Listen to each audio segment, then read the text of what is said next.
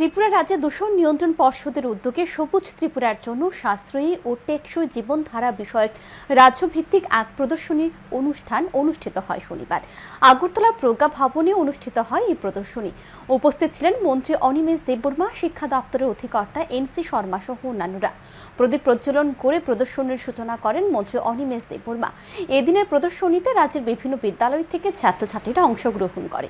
মন্ত্রী অনিমেষ দেববর্মা প্রদর্শনী ঘুরে দেখে কথা বলেন ছাত্রছাত্রীদের সাথে। এক সাক্ষাৎকারে মন্ত্রী অনিমেষ দেববর্মা বলেন, সবুজ ত্রিপুরা গড়ার লক্ষ্যে প্রথমবার রাজ্যভিত্তিক প্রদর্শনীর আয়োজন করা হয়েছে। প্রতিটি জেলা থেকে 5টি করে মডেল নিয়ে এই প্রদর্শনীতে অংশগ্রহণ করেছে ছাত্রছাত্রীরা।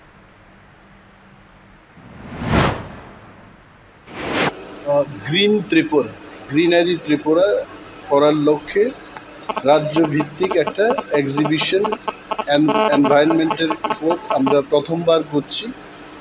আগে কখনো স্টেট লেভেলে এই ধরনের এক্সিবিশন হয় এবং আমাদের রাজ্যের প্রত্যেকটি জেলা থেকে 5টা করে the best model have come here